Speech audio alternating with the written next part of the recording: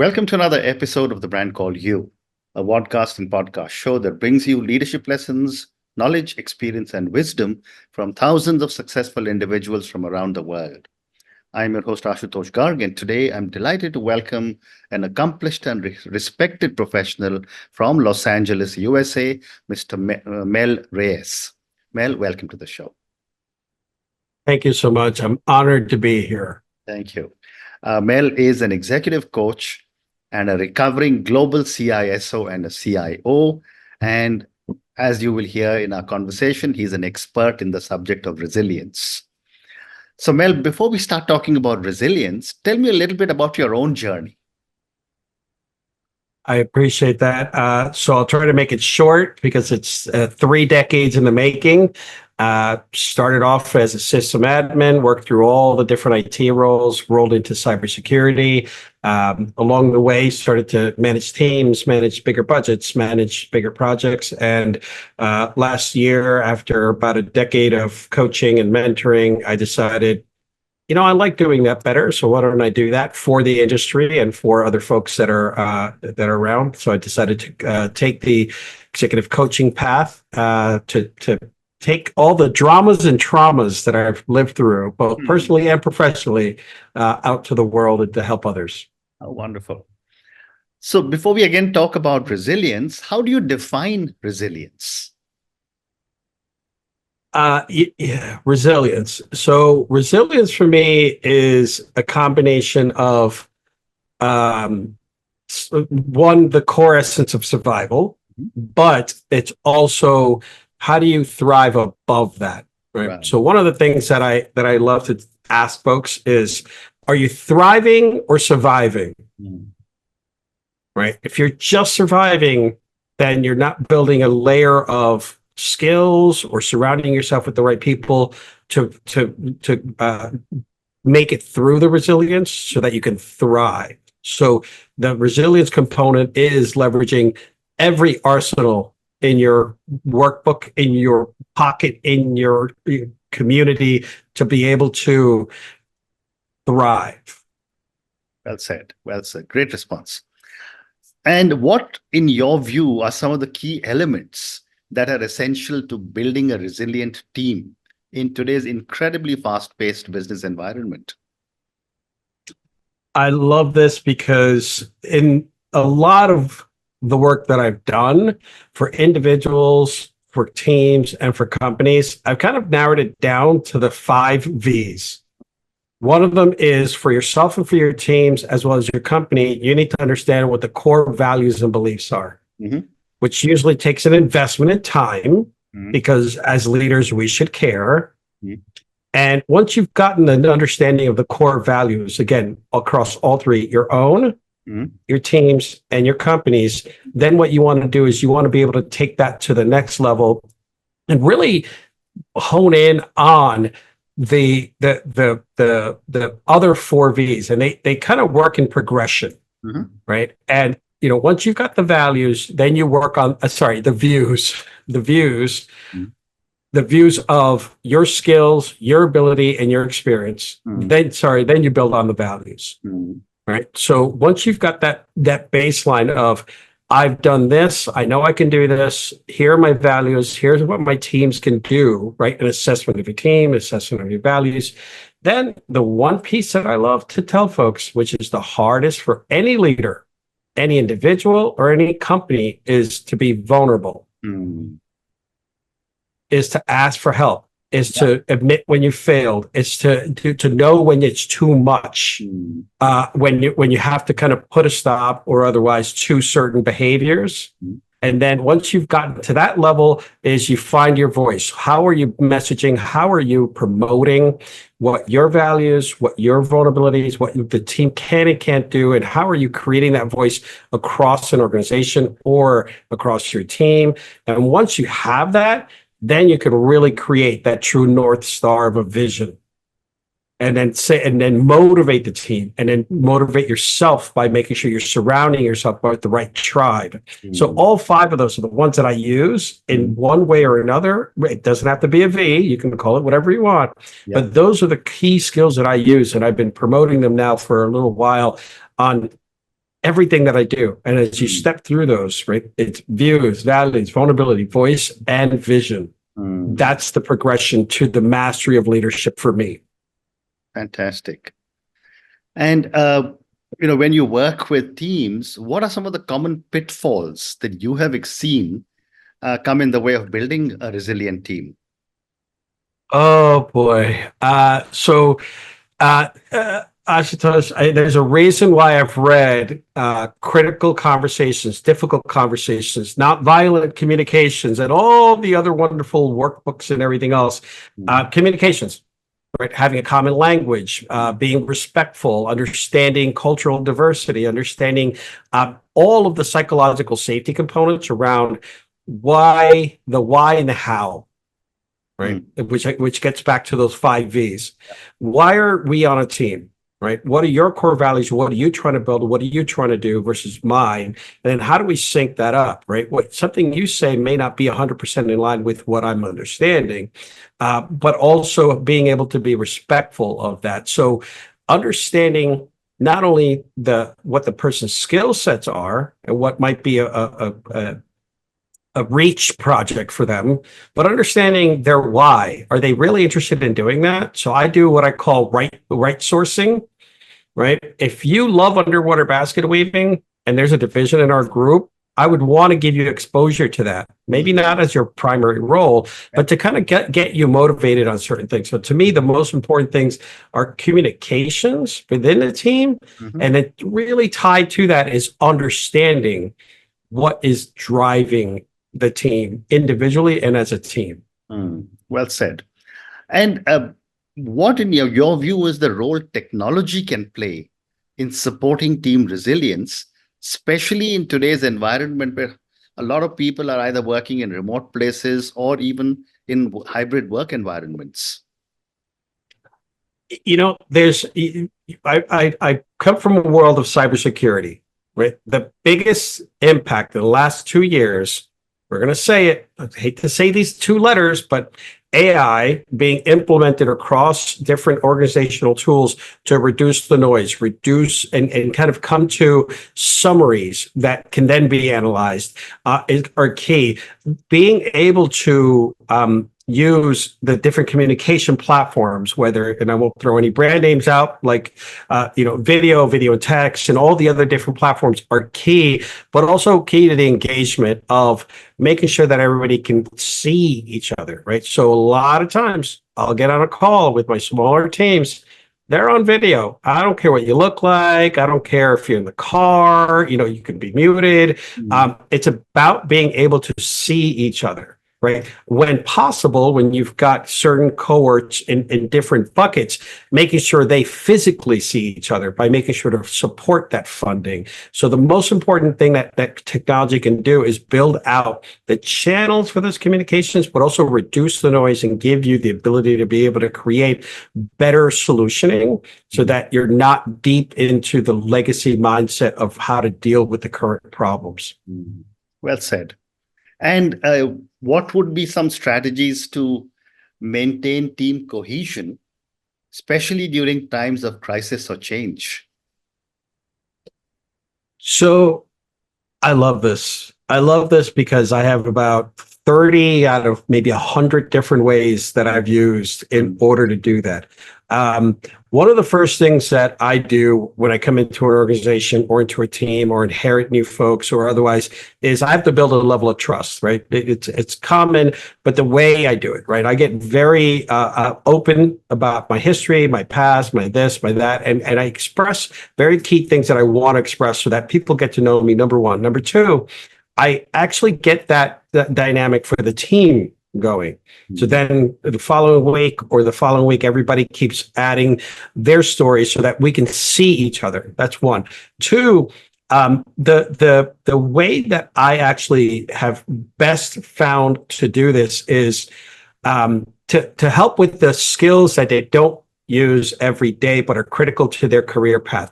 Soft skills, presentations, if they're into metrics and they don't have access to, is to create projects that are stretch goals for them, but in the interest that they want. And for example, doing things like I used to call these KT and the Sunshine Band.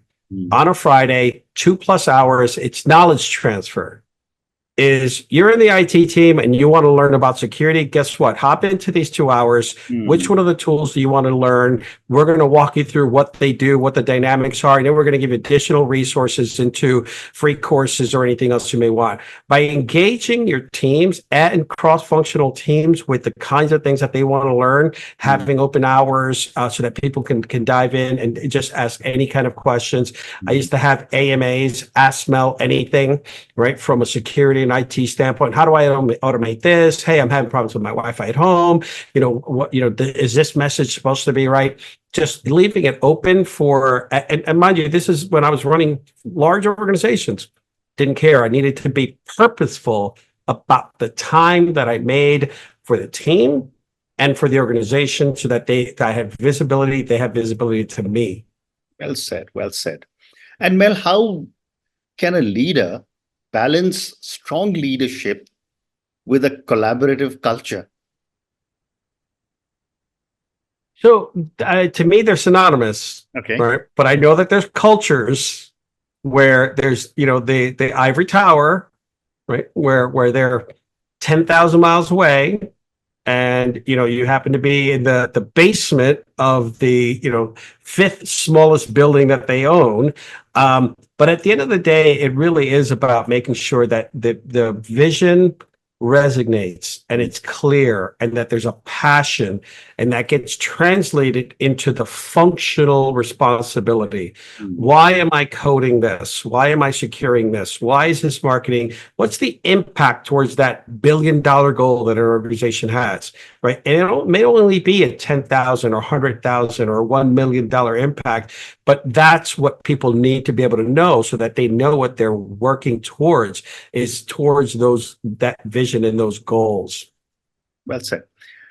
A couple of more questions relating to resilience, and then we'll move to culture and coaching.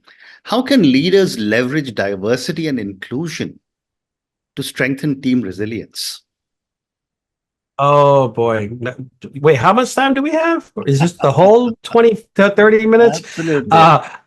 I will say, so I'm Puerto Rican, raised in New York, and I live in California, right? So you get a mix of a whirlwind of attitude, highly caffeinated, New York style. I speak very quickly, blah, blah, blah. The most important thing that I found is there's some of the folks that I've worked with have called my teams the land of the misfit toys. Right? Because we were so edged across different spectrums of experience, culture, even beautifully admitting that there were folks like I believe everyone is on the spectrum, right? And guess what? We were able to pull everything together because of that. Right. The cultural diversity is the most important piece right next to psychological safety on a team. Understanding where your gaps are in just those two arenas are going to be what you can train towards, backfill towards to get the motivation of the team. Highly, highly recommend the right kind of assessments that can be self-managed or can be managed through different programs like Global DISC or otherwise, so you can really understand why you need the diversity, right? And you could see the gaps across the different pieces. It's really important to be able to scientifically prove why you need diversity. Well said. And how can a leader ensure that a team's resilience is sustainable over a long period of time? It's continuously reviewing and continuously checking in on the measures that you're taking and being purposeful about looking out across your team and making sure that if you've got leadership in between you and the rest of the teams, that they're practicing the same pieces, that you're going you're going up level, skip level, and skip level down to make sure you're actually getting the right information, the right feedback, and building that level of trust at all levels up and down, so that you can make sure that what you're preaching and what your the values and what you're trying to instill are being carried through and staying purposeful. Third time I've said it on this call, right? Purposeful about that reach of skip level up and down. Well said. So, Mel, let's now talk a little bit about culture in coaching, which is an area that you have a lot of interest and knowledge about. In your experience, how important is cultural awareness and sensitivity in coaching and leadership? Oh, so I tell folks I'm an executive coach. Hmm. I engage with a new client. Within a hot minute, I'm dealing with their personal stuff because it's all relatable. Right? It's all relatable. And what I try to do is I try to make sure that I look at the person, not the function. The person, not necessarily 100% what their initial goal was, because I can make assumptions based on interviewing hundreds of people throughout my career for different roles or different pieces. From their tone, from their affliction, from how they deliver the message or the answer, what I might want to focus on next. So the most important piece for me is, because I've worked with so many international groups, so many different cultures, so many different accents, so many I have an acute sense to be able to number one, understand, but also build a level of empathy, understanding things like casting, understanding things like the culture in Denmark versus France versus South America versus US. And then what might be very important. So on a call like this, because it's a global call, I'm pacing myself a little bit in my delivery. But if you catch me on a normal call, I'd be on my fourth or fifth 16-ounce cup of coffee, and I'd be delivering something so fast that you couldn't even imagine. And you probably couldn't even hear me because I'd be talking like this. And I'm like, this is great. And, I'd be excitable. But I want to make sure that I get my message that I get across is going to come across as one that, one exudes executive presence, but also is very clear to the audience. Great response. And, you were telling me a few minutes back about your being from Puerto Rico and then living in New York and now in California. How do you incorporate elements of your incredibly diverse background into your coaching sessions to make them more engaging? So, a lot of people ask me when I'm coaching or speaking, why do you show up to Black Hat B-Sides and DEF CON wearing a pink suit and a floral suit? And I'm like, because that's how I want to show up. Mel, why do you have so many rings? Because to me, these are like my brass knuckles, right? But these three, and the three that I have in my right hand, my daughters have a matching pair. So there's a story behind what I do and why I do it from a cultural standpoint. People enjoy the fact that in most of my keynote speeches, I will either dance in the beginning, the middle, or the end. Right? I'll put on Spanish music and I'll dance because to me it's important. Right? And the most important piece that I tell folks about that vulnerability and that voice piece is show up and be authentic, right? One of the biggest problems that we have is that we actually adapt ourselves to an executive presence definition. Now, if people aren't going to see me, I can describe what I have on right now. I have a dress shirt with a white hoodie on. A lot of people that know me say that the white hoodie is my staple for how I would show up to most meetings. But of course, I have to show up in executive presence, so I wear suits. Well, guess what? At Black Hat, I wore a full floral suit one day. Well, it's a suit, isn't it? But guess what? I showed up the way I wanted to. And when I talk to people in coaching, that's the biggest piece is unapologetically authentic. Very interesting. So I have time for two more questions for you, Mel.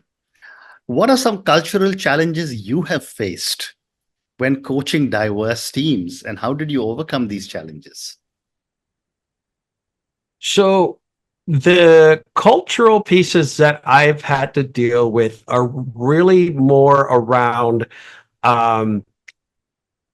finding the right way to motivate different teams or different individuals to the language and the tone and the pace that is what they need, right? So one of the pieces that I talk about are the three stages of leading towards mastery. You get a skill, you perfect that skill is the next level, and then you teach that skill, or you manage people in that, and that's how you master something.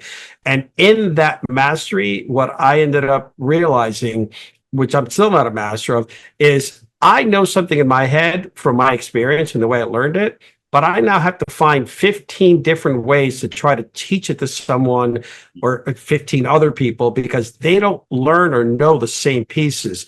So for me is having had the cultural experiences that I have, I've had to find very specific ways to language and message. So for example, on one team, I could say we have a critical severity in cybersecurity. On another team, I would say we have a safety issue with technology, right? Because they may not know what a critical severity is on the spectrum of the dynamics of security, but they know what safety means. Okay. So little things like that, and being able to understand the cultural differences, the tone, and the pacing are really important to get through. I told one of my colleagues I would love to work in the Netherlands or Denmark because my understanding is you just have to tell them how it is. And that's literally how I am normally, right? But, you get someone in another country that, gets very offended by being very direct. You don't necessarily fit in. Correct. Great response. And my last question to you, Mel, can you share a story where your own cultural background played a pivotal role in resolving a coaching or leadership challenge? So I will. There's been about a handful of clients that I've had that, because their experiences, both in work and personal, were so close to mine that I will freely admit this. I receive and I get impacted by people's emotions. And when the storylines are so close to mine, it becomes a true confessional for me to be able to say, it's not when I say I understand and I empathize, it's like, no, I get it. I've been there. Right. And being able to figure out the things that I may have, thought of or done and it's happened about a handful of times that I've been on just absolute crying sessions with a client, right? Working through with them and then trying to make sure I can listen to them and hear how they're expressing themselves. But I'm in complete tears, right? But being able to know how I was raised, what I experienced, and I said it earlier, both in personal and professional, the dramas and traumas that we go through are what guide us to move forward.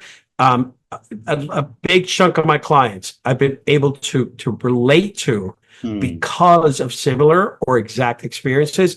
And that to me is the biggest benefit of me being able to see people, which is what I tell folks, is based off a 2 to 5 minute conversation, I can probably tell where we're going to go in the path of our coaching.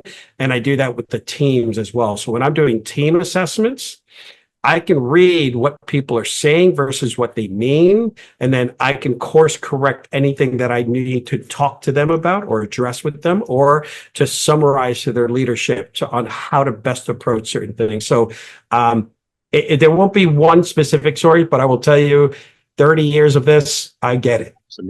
Absolutely. And on that note, Mel, I just want to say thank you so much for speaking to me about your own journey. I loved your 5 V's, which will get views of your skills. Second, you said was work on your values and beliefs. Third is try and figure out how you can be more vulnerable, find your voice, and have a vision. Thank you for talking to me at such length about resilience. I think my viewers and listeners and I also learned many new things about resilience. Thank you also for speaking to me about culture and coaching. Thank you again and good luck. Thank you for the honor. I thank you and have a blessed day.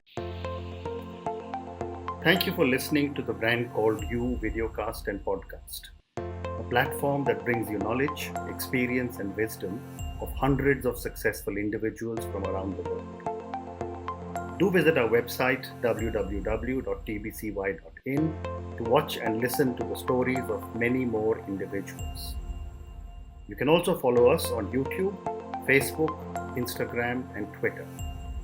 Just search for the Brand Called You.